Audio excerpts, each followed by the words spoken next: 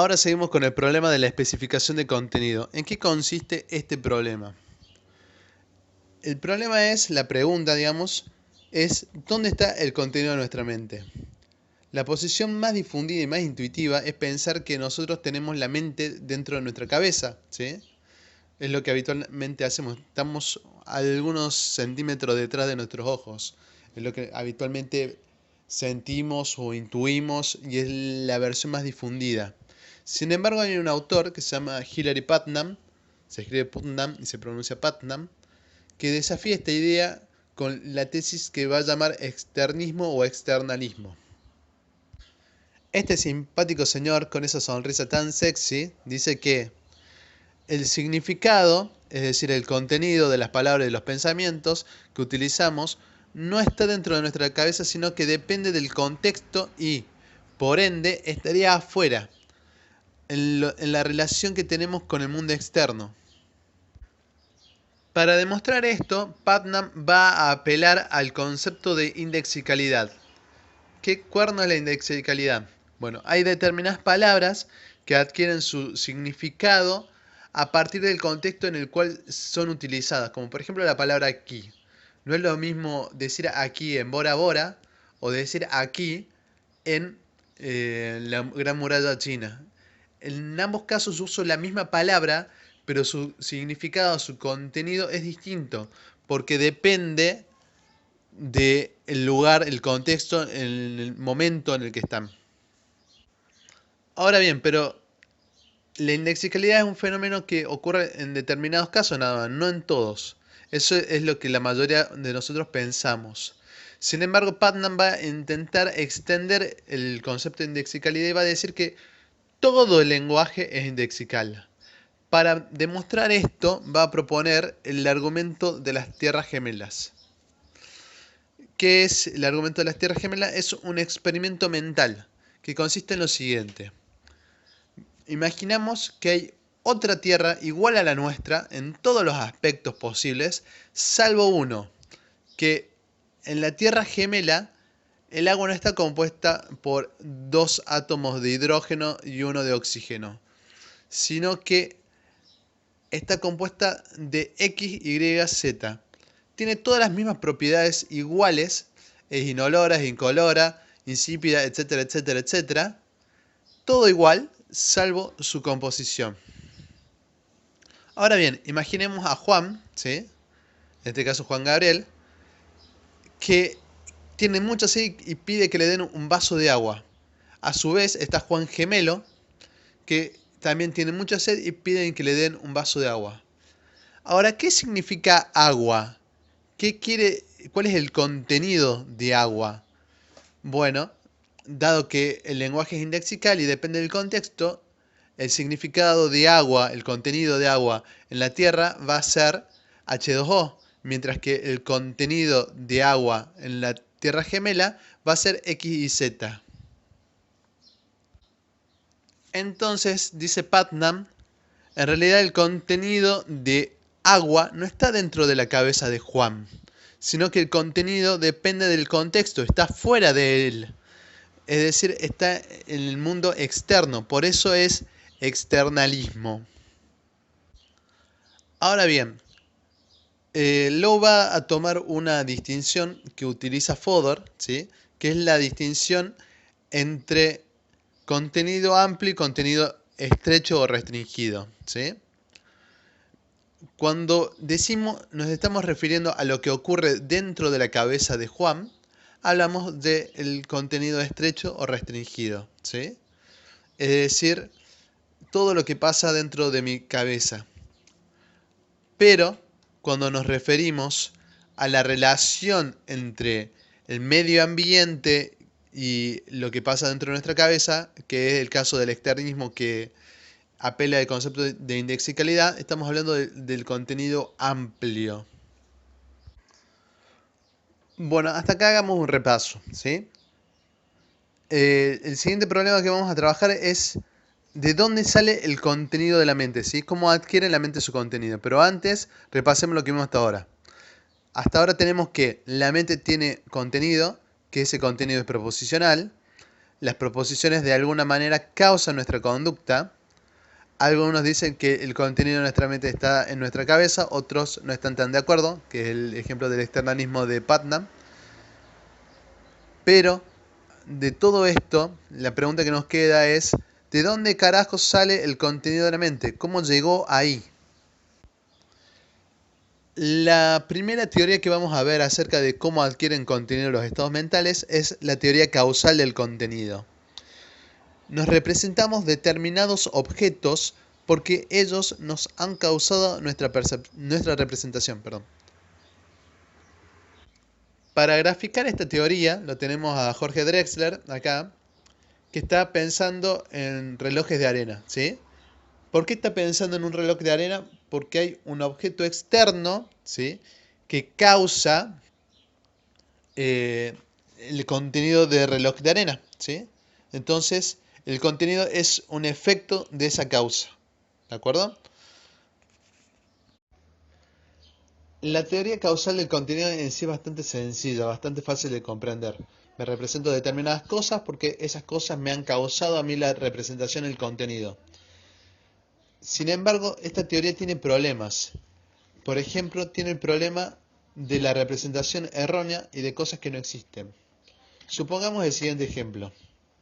Yo acá tengo una ilusión óptica. Los objetos, ¿sí?, que están en este dibujo parecen estarse moviendo. Sin embargo, en realidad no se mueven, es solamente una ilusión. Pero yo no puedo decir que el objeto externo me haya causado erróneamente mi contenido. Entonces, ¿cómo puedo distinguir yo entre un contenido erróneo y uno más fiable o adecuado, ¿sí? Cuando en realidad no hay un concepto de causalidad errónea y causalidad adecuada. Algo se causa o no se causa. El mismo problema lo tengo también con la representación de cosas que no existen. Hay un montón de cosas que nosotros podemos imaginar y que sin embargo no existen, no las podemos representar. Pero si no existen, entonces no nos pueden causar nuestro contenido, porque algo que no existe no puede causar nada. Por ejemplo, Papá Noel, dragones, hadas, sirenas, el hombre perfecto, la mujer perfecta, no existen, y sin embargo nosotros no lo podemos representar, por lo menos mentalmente. Ahora bien, el teórico causalista va a intentar solventar el problema de la representación errónea y la representación de cosas que no existen, apelando a un criterio de normalidad. ¿Qué clase de criterio de normalidad? Un criterio estadístico de normalidad. Va a decir que, aunque es verdad que a veces somos víctimas de ilusiones ópticas y nos representamos cosas que no existen, lo más frecuente es representarnos cosas que sí existen y que nos causan un contenido. Es decir, es verdad que a veces nos imaginamos dragones, es verdad que a veces no vemos las cosas tal cual son, es verdad un montón de cosas, ¿sí? Pero lo más frecuente, lo que más ocurre, ¿sí?, es que nos representemos objetos externos que sí existen, que nos han causado ese contenido y nos lo representemos como son. Esta respuesta para Lowe es una cagada, ¿sí? Dice que no, que es una vil mentira, que las ilusiones y el contenido referido a cosas que no existen es igual de frecuente, ¿sí? Lo hacemos con tanta frecuencia como nos representamos cosas que sí existen. Entonces, no es una defensa válida. Además de esto, hay otro problema que tiene la teoría causal del contenido, que es el problema de la especificidad de contenido. Cuando acá está Jorge Drexler, ¿sí? ¿Se acuerdan? Pensando en un reloj de arena, ¿sí?, que está viendo ese reloj de arena, la causa, decíamos, es el reloj de arena, ¿sí? Pero sin embargo, el reloj no es la única causa, porque por ejemplo también tiene que haber sol que esté iluminando ese reloj de arena, tiene que haber un desierto de donde vino la arena, tuvo que haber un tipo que trabajar el vidrio, soplar el vidrio para formar el reloj de arena. Entonces todas esas son causas, ¿sí?, de la representación del contenido. Todo ello, ¿sí?, ha llevado a que Jorge Drexler se represente un reloj de arena. Sin embargo, Jorge Drexler no se representa toda esa cadena causal, solamente se representa una parte de la cadena causal, que es el reloj de arena. Entonces decimos que el contenido del pensamiento, el contenido de la mente de Jorge Drexler es bastante específico, cuando en realidad la cadena causal no lo es mucho más vasta. Entonces, ¿cómo explicamos que ese contenido sea tan específico cuando la cadena causal no lo es? Otra teoría que tenemos para responder el problema de cómo adquiere contenido la mente es el enfoque teleológico. Teleológico viene de telos, que significa finalidad, objetivo o meta, ¿sí? Es decir, explicamos la presencia de determinado fenómeno a partir de atribuirle a ese fenómeno un determinado objetivo. Como por ejemplo, ¿por qué late el corazón? Para bombear sangre al resto del cuerpo, para que llegue sangre oxigenada al resto del cuerpo, ¿sí? Le atribuimos una función. La idea es que tenemos contenido mental porque este cumple una función y nos sirve para un fin: sobrevivir como especie en el ambiente en el cual vivimos, ¿sí?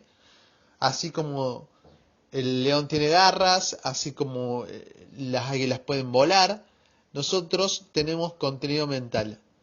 La selección natural nos ha dotado con la capacidad de representarnos mentalmente situaciones, y gracias a que podemos hacer esto hemos sobrevivido.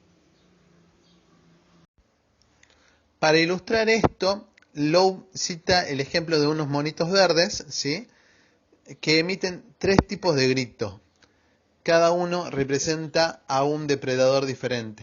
Está el grito águila, el grito tigre y el grito serpiente. Cuando el monito grita águila, bajan del árbol para que no los agarre el águila. Cuando grita tigre, suben al árbol. Cuando grita serpiente, cambian de árbol. Podemos atribuirle al grito del monito un determinado contenido, ¿sí? Y podemos a su vez atribuirle a ese grito un determinado fin, una determinada función, que es avisar que hay un depredador para no ser devorado, ¿sí? Veamos si esta teoría, la teoría teleológica, logra zafar de los problemas que tuvo la teoría causal del contenido.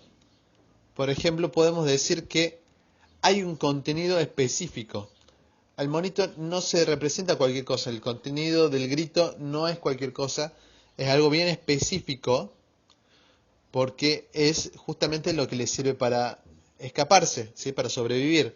Al mono no le sirve de representarse toda la cadena causal por la cual lleva a ver un águila. Al mono le sirve representarse el águila que lo viene a comer, ¿de acuerdo? Entonces, el contenido sería específico porque es adaptativo, ¿sí?, que sea específico. Supongamos el ejemplo, dice Lowe, de que alguien vuela una cometa, un barrilete, con forma de águila. El monito emitiría el grito águila, ¿sí? ¿Cuál es el contenido de ese grito? El contenido de ese grito no es cometa que tiene forma de águila. El contenido del grito es águila. ¿Cómo sabemos esto? Porque supongamos lo siguiente. Supongamos que llevamos a los monitos a un zoológico, ¿sí? Los ponemos en un ambiente controlado y en ese zoológico no hay depredadores, no hay águilas que los puedan comer. Y en ese zoológico hay un tipo que vende cometas con forma de águilas. Entonces tiene un montón de cometas volando al mismo tiempo, todas con forma de águila. Después de un determinado tiempo, los monitos van a dejar de emitir el grito águila, a pesar de que la silueta con forma de águila está ahí. ¿Por qué lo dejan de emitir? Porque ya no les sirve, ya no hay un depredador que los pueda comer. Entonces la conducta deja de ser adaptativa, entonces dejan de emitir el grito águila. Entonces podemos decir que el problema de la especificidad de contenido está solventado por la teoría teleológica. El enfoque teleológico también zafa del problema de la representación errónea. ¿Por qué? Porque cuando a una estructura biológica le atribuimos una función, podemos decir que funciona erróneamente, como cuando, por ejemplo, el corazón bombea sangre de manera irregular, ¿sí? Cuando no bombea bien, por ejemplo. Si el mono emite la señal de águila ante la presencia de un cometa, podemos decir que es una falsa alarma, es decir, una representación errónea. Ok, si bien la teoría teleológica zafa de los dos problemas que tiraron abajo a la teoría causal del contenido, tiene sus propios problemas, ¿sí?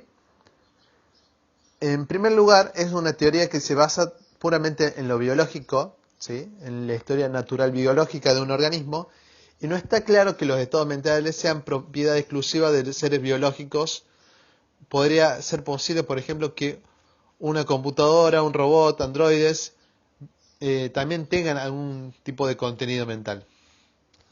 A su vez, se basa en lo que sería la historia evolutiva, ¿sí? Y sin embargo, podría existir un ser, como por ejemplo un clon, que no sea el resultado de la reproducción sexuada, no sea el resultado de una historia natural, sino que es una copia, por ejemplo una copia mía, ¿sí? Un clon mío. Puede tener contenido mental igual que yo, aun cuando no tenga una historia natural, no tenga una historia biológica. Este último argumento es bastante malo si se ponen a pensarlo, porque si es una copia mía, tiene mis mismos genes, entonces tiene mi misma historia natural. Entonces sería una pedorrada de argumento, pero bueno, para el lobo está bien.